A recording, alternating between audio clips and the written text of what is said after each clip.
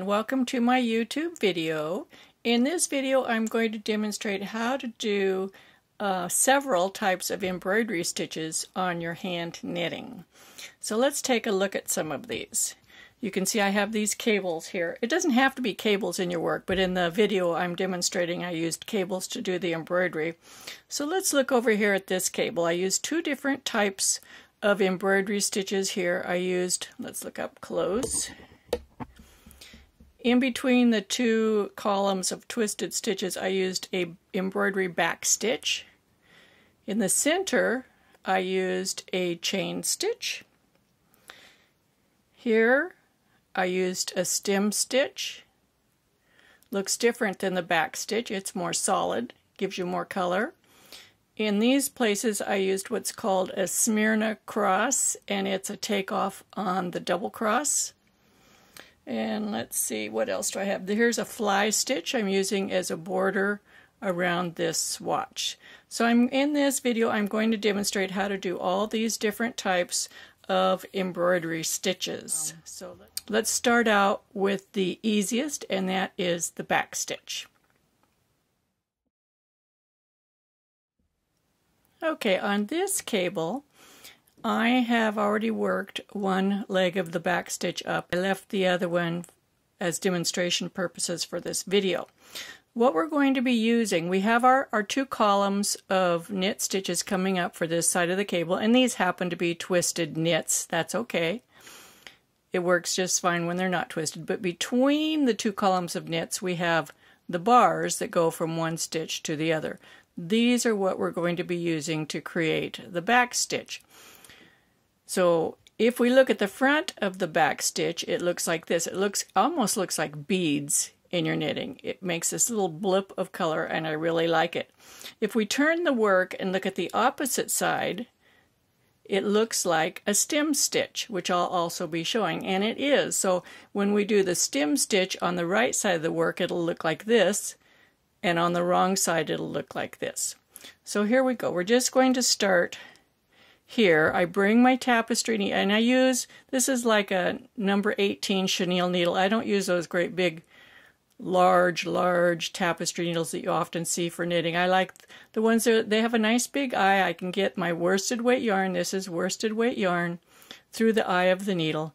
I'm going to come up a stitch ahead of where I want this to start.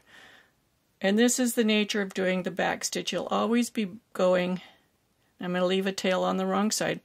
The reason it's called back stitch is you come up ahead of where you want to make this beginning. So we're going to begin right here. So there's the bar. I'm going to go down to the back. I'm going to skip 2 bars because I want a bar in between. So there's 2 bars. I bring my yarn through and it makes the little blip. Then I'm going to go just back. That's why it's called a back stitch. Back 1 bar, forward 2 bars. Now you can do this every bar. It's okay to do that. So let me do one more with every other bar so you can see what it looks like. I'm going to go back a bar, forward 2 bars. And it makes these little beads. And I don't pull it too tight. I like the yarn to stand up a little bit so that you can see it. I'm going to go back a bar. Now I'm just going to go forward 1 bar just so you see what it looks like. 1 bar. Then I go back 1 bar, come forward 1 bar, and it'll make a more solid line. You don't have the little blip, see? It makes a solid, and it's okay to do this. So I'm showing it both ways. It's your choice. It makes a solid line. My preference is the little, I want this particular one to look like beads. So I'm doing it every other one, but this is, so let's compare these two. So up here we have it every other stitch. Here we have it every stitch. Both are beautiful and you can use either one. So that's how you do the back stitch. Let's look at the opposite side, and we just created it right here. It looks like a stem, looks like the stem stitch. Okay, so the next one, let's actually do the stem stitch. This is my swatch for the demonstration for the stem stitch. You can see where I've done these here. You can do as little or as much as you want of embroidery on your swatch. It's up to you. On these, I chose between the center of the column of 2 knits, and these are not twisted. They're just, it's regular 2/2 ribbing. So we're going to just pick a place over here to start. For the stem stitch, you work forward. You go forward 2 bars, back 1 bar, coming up from the wrong side of the work. Here's my needle. I'm coming up from the wrong side of the work, and I leave a tail. And then when you look between the stitches, you pull these 2 columns apart and you can see the bars. So I'm going to go forward 1 bar and back 1. Forward 2, back 1. Forward 2, so there's 1 hidden here. The second one is here. And back 1. Forward 2, and the first one is the one we went back. You count that as 1. Back 1. And you can pick the side that you want to come up on. I'm picking coming up on the left side. So go forward 2, back 1.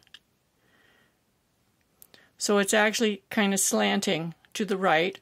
Or you could choose, let's just go down here and come up in the next section. You could choose the other side to come up on. So you would go forward 2 and come back up on the right side.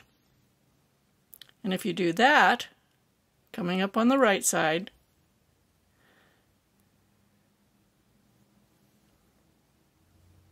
see, I'm making the yarn go over to the left to come up on the right. See how this one slants to the right and this slants to the left. Let's look at this very close. So whichever way you choose to do it intentionally, don't do it accidentally. Because if you switch right in the middle here, it would look kind of funky.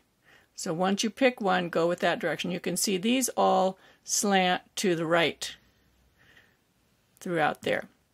Okay, so that is the stem stitch. The next one we're going to do is the chain stitch. In this sample, I have chosen to put the chain stitch up through the center of this twisted stitch cable. Here's my chain stitch. And so it just brings a pop of color to the middle. Now I'm going to work it out here over on the reverse stockinette just so you can see what the process is for making the chain stitch, and then I'll go ahead and work it in the center of the cable too. So I use the bars. These bars that look like frowns are the heads of the stitches from the other side of the fabric. The bars that look like smiles, those are the bars between stitches. This is a stitch, this is a stitch, this is the strand between the stitches. So you can either use these or these, it doesn't matter, but just be aware of what you're using so you can keep things lined up. I'm going to start by using the heads of the stitches, but you could just as easily use the strands between. Just know that there's a difference. You come up from the wrong side of the fabric, leave your tail, make a loop on the front, go down in the same spot where you came up, and I'm going to go under 2 bars. You can choose 3, 1, whatever you want to do. I'm choosing 2 because that's the size of the chain that I want to make. And then I pull it not too tight till I get my little chain there. Then I loop my yarn around, I go down in the exact same spot where I just came up, I skip 2 stitches, the heads of 2 stitches, and I make another chain. I'm going to make another one, going down where I came up, go under 2 heads. Now, if you went over here and started going under the strands between, what will happen is your chain will veer off to the side a little bit. And you can do that on purpose if you want to change the direction of your chain. If you want it to curve, swoosh around, you can do that. And let's just go up 2 here and make another one. Now, we'll scoot over, and when you finish the chain, the last stitch, you just go down in the same stitch that you came up in, over the top of the loop.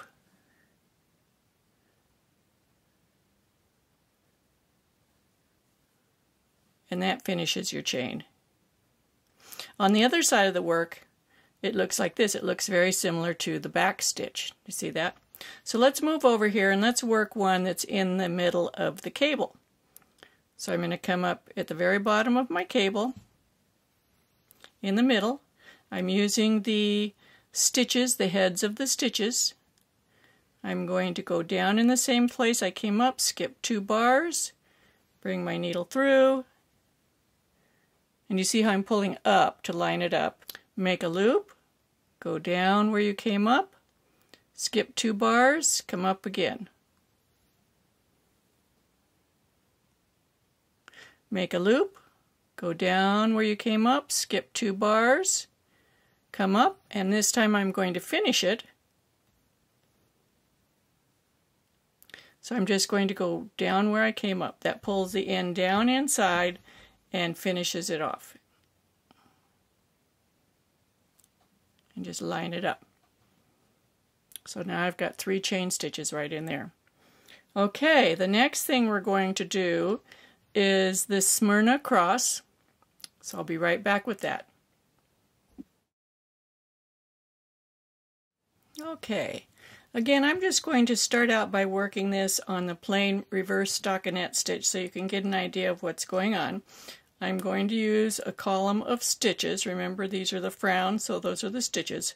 I'm going to come up at the bottom of the cross, or you could start at the top, it doesn't matter. Leave a tail. And I'm going to go over 4. You can choose whatever number you want. I'm going to make it 4 stitches long, and then I'm going to come up over here in this stitch to the side for the beginning of the side cross. That's the top thread. And now I'm going to go from side to side. And so I came up in this column and so I'm going to go down in this column, equal distance. And then I'm going to make the crisscross across the middle. So there we have from side to side. Now I'm going to cross from, now I came up under a bar, so I'm going to go under a bar here. That's between the stitches because I want the center part of the cross to be smaller. And then I'm going to come up between the stitches here and down between the stitches here.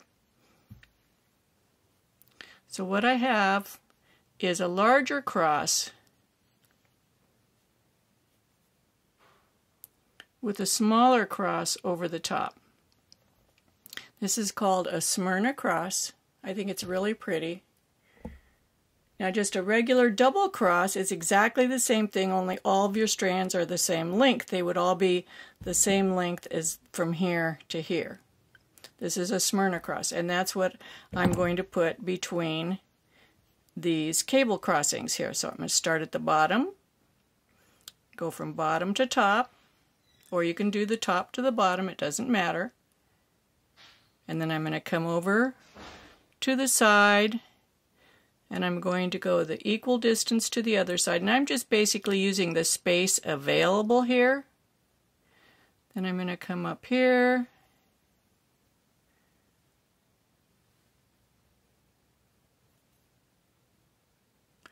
down here to make my small cross over the center.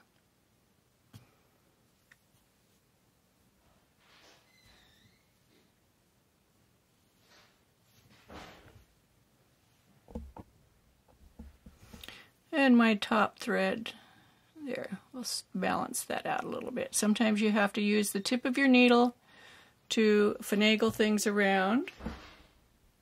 But that looks good. So here's a sample of a swatch that has several of those crosses. So you can see what they look like here.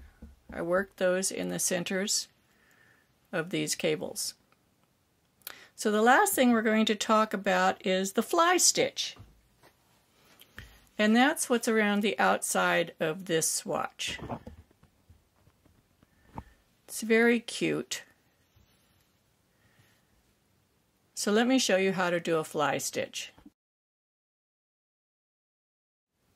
Okay, again we're using the reverse stockinette, but you could do it on the stockinette side too. All of these stitches can be worked on either side of the fabric.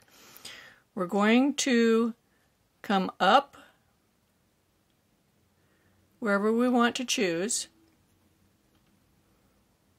leaving a tail on the wrong side. Come down the distance that you choose. You could go 2 bars, 3 bars. I'm choosing 2. And then I'm coming up between this stitch and this stitch. And so I'm making a straight bar that goes straight down. Then I make a loop down here. And I go over equal distance over to this side and come up in the same place where I previously went down. There's one fly stitch. I'm going to come down 2 bars, go over between the 2 stitches. You can make this narrower or wider. It's up to you and how you want it to look. I'm going to make my loop, go down equal distance to this side, up where I went down.